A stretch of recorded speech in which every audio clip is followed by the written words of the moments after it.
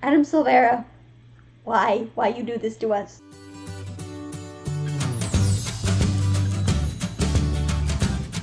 Hey fellow fiction fanatics, I'm Chase, and today we're going to talk about They Both Die at the End by Adam Silvera. They Both Die at the End is a story that's set in this world where on the day you die, this company called Deathcast calls you, and you're informed basically that sometime today you're going to die. You don't know how, you don't know when. There's also this app called the Last Friends app, where you can either spend your last day with either someone who volunteers to spend the day with you, or someone else who's dying that day. So Mateo and Rufus meet through this app, and they become friends, and they actually fall in love. And it's just their story of their last day together. And it's really heartbreaking and sweet and just a wonderful story. Here's what I really liked about the story. I loved Mateo and Rufus so much. I loved that they were so opposite and yet they fit together so well. It was just like a yin and yang situation. The best way to describe Mateo is like a turtle. He's just reclusive and doesn't want anyone to have to worry about him. He'd rather take things slow at his own pace. And Rufus is just like, nah, bro, we're gonna do this. Let's go out have some fun. He's just ready for anything. I love that Rufus was able to push Mateo out of his comfort zone and kind of help him be adventurous on his last day. Because otherwise, I don't think Mateo would have been able to come out of his shell. I love that we saw other people's perspectives.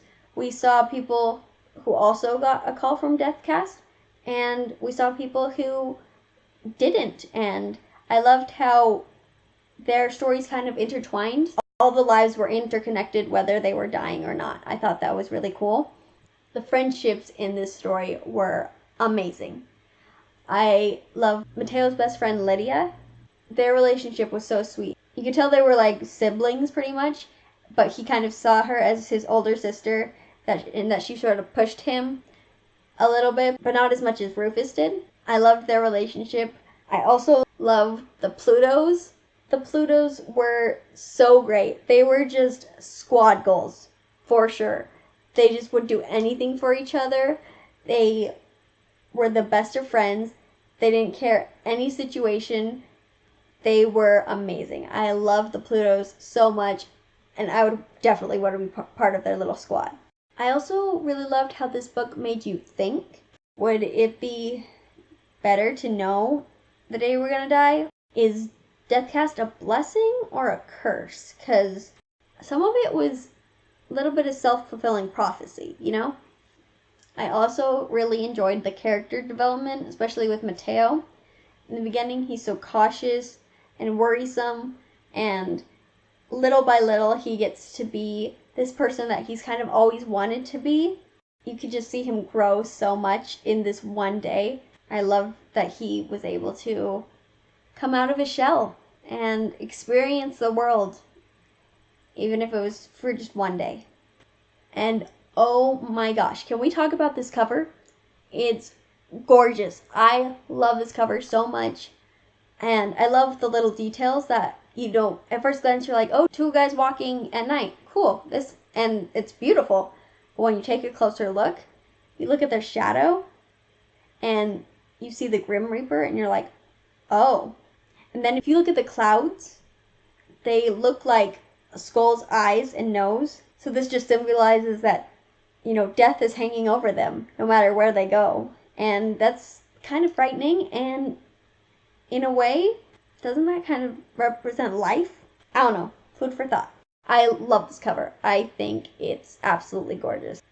I'm going to talk about a few things that I didn't like, and I'm going to try to not spoil as much as I can, and then we'll jump into the spoiler section. I didn't like the end. I didn't like how they died. That hurt. I'm not going to say how they died here, but just, it hurts. Okay, so there's this character, Peck. I don't like him in the slightest. I hate him. He is a stupid jerk, and he's just awful, and I don't like him. And the thing that I probably didn't like the most was that no matter how much I wanted them to be okay, how much I wanted them to survive, I knew that they would die at the end. I mean, that's what the title says. And even though I knew they were going to die at the end, I thought I'd prepared myself for that. But no, I was wrong. No, I was not prepared for when it happened. Not in the slightest. So I'm going to jump into my spoiler section now. So if you want to skip ahead, you'll jump to right here. And here we go.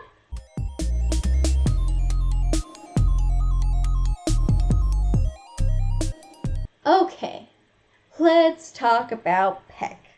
He is the worst. Peck is there when Rufus gets his call from Deathcast. He's one of the 3 people there to witness this. And yes, Rufus was just beating the crap out of him. But if I was Peck, I would be thinking, yeah, I'm not too happy with this guy, but, you know, from my perspective, he's kind of getting what's coming to him, right? At least that's what, you know, a decent human being would think. At least I would hope so. But no, Peck's like, yeah, you know what? I don't like what happened. So first of all, I'm gonna ruin your funeral. It's the one thing Rufus wanted. He wanted his group of friends and foster parents to be there and have a funeral while he's there, and just so they can say their last goodbyes. But no, Peck has to go and ruin that. And then, on top of that, he decides, yeah, that's not enough. I'm going to kill him. I'm going to go grab a gun, get my gang together, and go after him. And I was so worried when this happened, when he pulled a gun out on him. I was just like, no, this can't be how you die. No. But spoilers, thankfully it's not. So let's talk about another character I didn't like, and that would be Vin Pierce. So Vin was like, I can't remember if he was a wrestler or a boxer, but he was really good and thought he was going to make it big and like be the best of the best.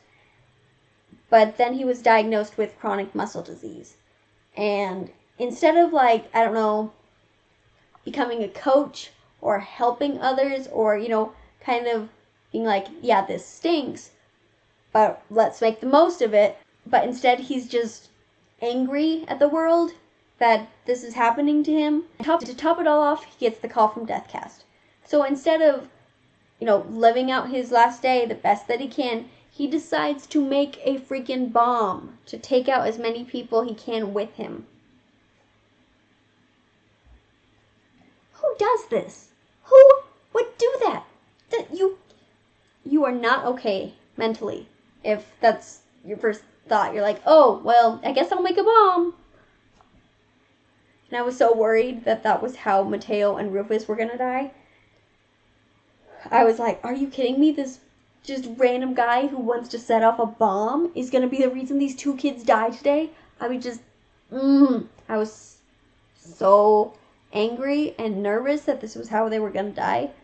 Both these incidences where I thought they were gonna die were not helping my situation. I was just so worried and so nervous about these things. And when neither of these reasons were how they were going to die, I was like, oh no, is it going to be worse? It's going to be worse. And I was not prepared for when they actually died. This whole experience was just nerve-wracking for me because I was so worried about these 2 characters the whole time. One thing that I really hated was that Rufus's family didn't fight to stay alive. His mom, his dad, and his sister all got the call on the same day. And it was really a self-fulfilling prophecy because Rufus wouldn't have asked his sister, hey, where do you want to go since it's your last day for us to be together? And she tells them where she wants to go. So they all get in that car, and if they hadn't been driving to that place, they wouldn't have been on that slippery road and they wouldn't have like crashed into the river. But the thing that made me dislike this so much was that they didn't fight to stay alive. They just were like, okay, this is how we die. And they just sat in the car and made sure Rufus got out. I don't care if Deathcast had called me. I would have tried my hardest to get out of that car. And it just hurt so much that they just accepted it and didn't even try. That part really made me think, is death cast a good thing or not? And, I didn't think it was because of that. I mean, the only good thing was, like, you got to say goodbye to people, make the preparations you wanted, live that day the best that you could, but ultimately, people would either try to avoid it or accept. His family just accepted it and didn't even try to get out of the car. And that was just a hard pill to swallow. The relationship between Mateo and Rufus was absolutely wonderful. I love that they got together, and I just wanted them to have longer time together. It just really hurt that I knew they were going to die. I loved when they were on the dance floor and were telling each other, what they would do if they had more time with each other. They could just sort of play out the scenarios in their head. I thought it was heartbreaking, but wonderful, and it made me happy and sad all at the same time. Adam Silvera, why you do this to us? So I loved when Mateo came out to Lydia. I thought what he said was just amazing. So I'm going to read the part where he tells Lydia. I think I was waiting around for a reason. Something beautiful and awesome to accompany any declaration. It's Rufus.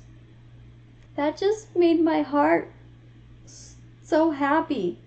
Their relationship was just perfect. It really was. Then when Mateo was declaring his love for Rufus, and Rufus was saying that he loved him back, it was so heartbreaking and happy at the same time. I'm like tearing up just thinking about it. I'm a crier. So that was beautiful and heart-wrenching and so sweet.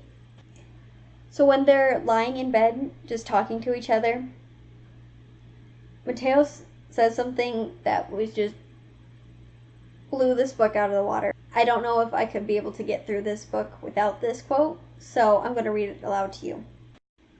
So Mateo says, "You didn't just keep me alive, you made me live. Two dudes met, they fell in love, they lived.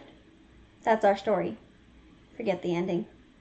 So I really needed Mateo to say that, because my philosophy, I don't remember where I heard this quote or who it's by, but the quote is, "It'll be alright in the end, and if it's not alright, it's not the end." It's not alright in the end. This book rips your heart out, and without Mateo saying that, I don't think I could get through this book. So now I'm going to talk about their deaths. Mateo's death was just so unfair. It hurts physically because he was just trying to be helpful. He was just trying to be sweet like he always is. It was just such an unfair way to go. I just wish he'd stayed on that happy little island with Rufus that they made for themselves. And then Rufus, the book ends, and you don't exactly know how Rufus dies, but you can assume that he got hit by that car. That was the guy who was speeding to get to his ex-fiancée.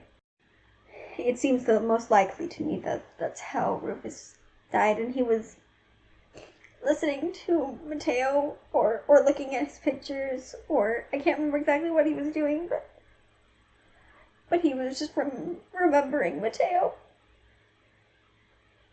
And it just, that hurts so bad. Just, their deaths were just so sudden and so unfair. But that's life, isn't it? Everyone dies. We all move on. But that can be really hard. I'm gonna try to stop crying. I also really loved the note that Rufus left for Mateo's dad. I thought it was so sweet and absolutely wonderful. But that really hurt that, it's like, I didn't know you, you didn't know me, but Mateo was amazing. So now I'm going to read a few of my favorite quotes from this book. So the first one is from Mateo. He says, "Yes, we live, or at least are given the chance to, but living is complicated because of fear." It's the truth. Sometimes we're the ones holding ourselves back and not taking that leap of faith and secluding ourselves or not going for something when we really should. It's fear. If we could overcome that fear, we could be able to go so far. So Mateo's right. And then I believe this guy's name is Andrade. I don't remember if I'm pronouncing that correctly. And he says, "You don't need matching DNA for someone to be your brother." I absolutely know that's true. I think friends are family you get to choose. This statement just hits home for me. This quote is from Delma. She's the one who actually made the Last Friends app. And she says, "My last message would be, find your people and treat each day like a lifetime." Words to live by. And then there's this quote. It's by Steve Jobs. I swear this is the inspiration to this book. It says, "No one wants to die. Even the people who want to go to heaven don't want to die to get there. And it's a destination we all share. No one has ever escaped it, and that's as it should be, because death is very likely the single best invention of life." That quote is extremely powerful, and I loved all these quotes so much. I absolutely love this book, and I'm going to give it a tentative 5 out of 5 stars. I really enjoyed this book and would recommend it to people, but without Mateo's version of their story, I don't think I could give this book 5 stars. Mateo's version of their story is, two dudes met, they fell in love, they lived. That's our story. Forget the ending. I absolutely love that. Mateo and Rufus's story is heartbreaking and wonderful, and it is definitely worth the read, and I would definitely recommend it. So that's all I have to say about They Both Die at the End. As always, thanks for watching. Don't forget to like, comment, and subscribe. Click that bell icon if you want to get notified every time I post new videos, and share the love. I'll see you next time. Bye!